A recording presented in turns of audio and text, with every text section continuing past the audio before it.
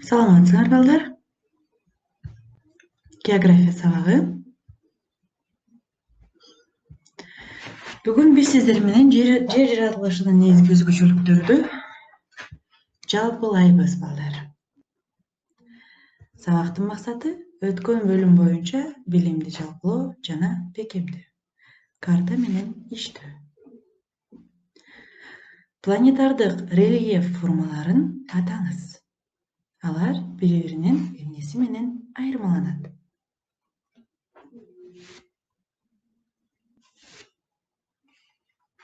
Ойлонуңуз.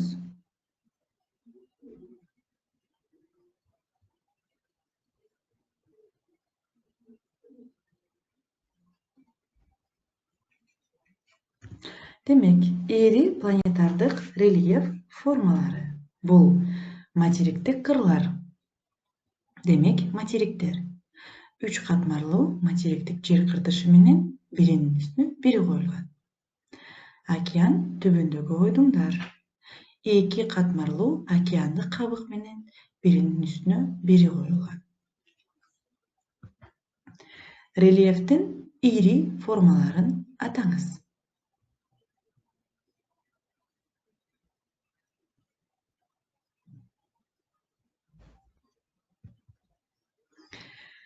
Рельефтин ири формалары бул түздүктөр жана тоо, кургактагылар демек.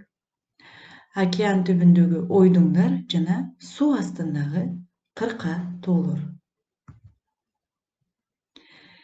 Географтар аны жаратылыштын негизи деп аташат. Бул эмне?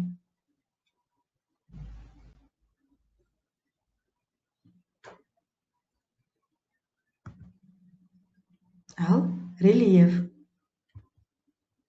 А рельеф деген эмне балдар?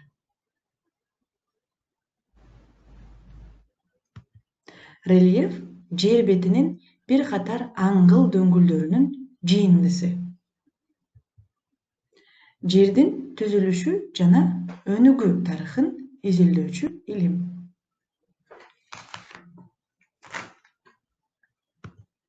Туура балдар, геология илими.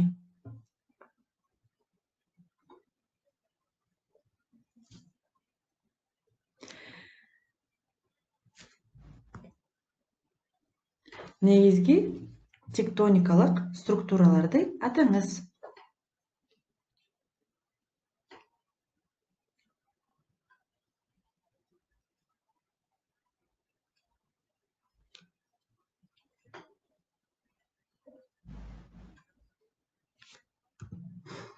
Булар платформалар жана ошондой эле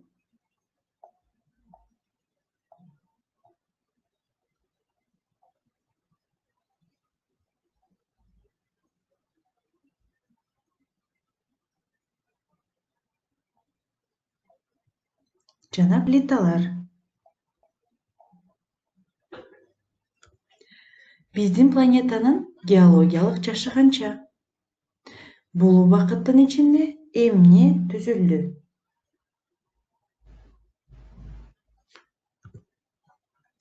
4,6 миллиард жыл.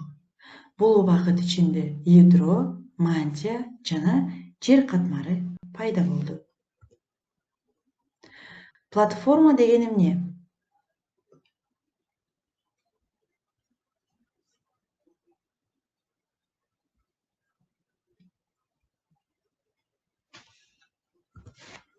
Платформалар жер кыртышынын салыштырмалуу туруктуу аймактары. Бул тынч абалда турган ири бөлүгү. Аянты бир нече миллион чарчы километрге жетет. Жер кыртышынын геосинклиналга карама-каршы турган негизги структурасы. Анда тектоникалык кыймыл өтө жай жүрүп, магма процесстери жокко эсе. Ошондуктан түздүктүү рельеф басымдуу. Калыңдыгы дээрлик бирдей, 35-45 километр. Платформа жөнүндө алгачкы түшүнүк 19-20 кылымдарда пайда болгон. Сейсмикалык зоналар деген эмне?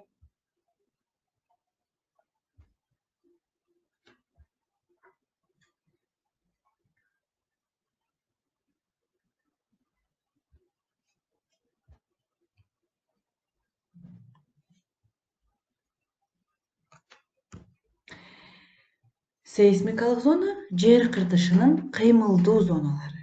Заманбап тоо курулуштарынын жана жер титирөөлөрдүн аймактары.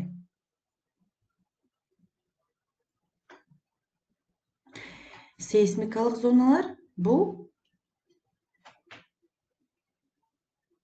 геологиялык жакыракалардын кесепетинен келип чыккан жер титирөөлөрдүн тобокелине жараша ар башка аймактарга бөлүнгөн аталыш.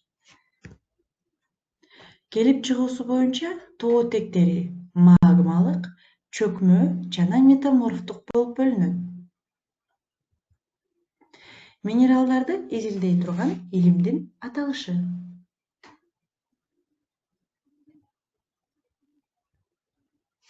Бул минералогия.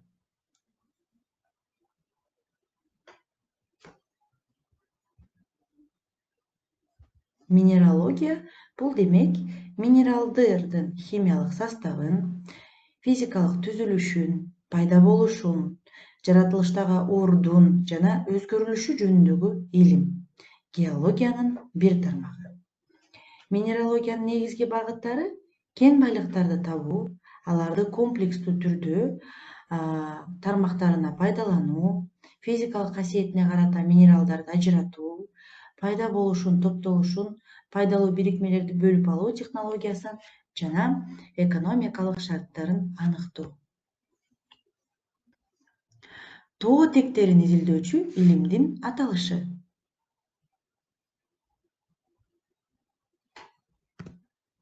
Бул петрография балдар.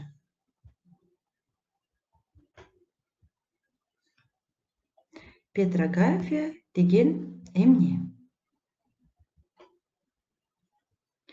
Петрография бул грек тилинен которгондо петрос таш жана графия бул аны сүрөттөө.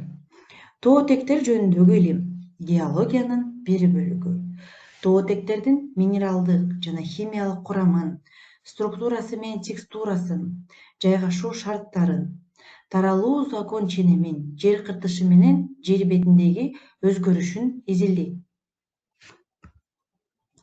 Климат деген эмне? Климат белгилүү аймактагы узак мөөнөт аба ырайынын режими. Грек тилинен которгондо климат бул өзү негизи эмнени билдирет? Климат деген жантаюу деген маанини түшүндүрөт. Байыркы гректер жер шарынын климаты негизинен күн нурунун жер бетине кыйгач тийишине байланыштуу экендигин билишкен. Мисалы, ысык алкактарда күн нуру жер бетине тик, мээлүүн алкактарда бир кыйла кыйгач түшөт. Ал эми түндүк жана түштүк уюлдарда күн бир нече ай бою көрүнбөй калат. Климаттын түзүүчү биринчи жана негизги факторду атаңыз.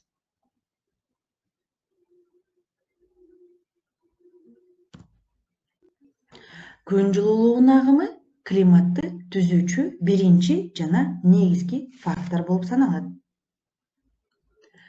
Климатты түзүүчү факторлорду атаңыз. Бул күн жылуулугунун агымы, аба массасынын кыймылы, жер бетинин ар түрдүүлүгү. Демек балдар, кандай климаттык алкактарды билесиңер? Климаттык алкактар экиге бөлүнөт.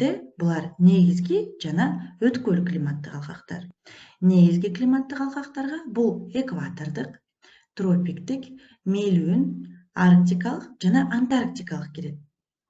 Ал эми өткөл климаттык алкактарга бул субэкватордук, кечиресиздер, субтропикалык, субэкватордук, субарктикалык жана субантарктикалык алкактар кирет. Балдар, ушуну менен сабак соңуна келди. Биз сиздер менен демек жалпылоо сабагын өттүк. Кийинки сабактан көрүшкөнчө сак саламатта калыңыздар.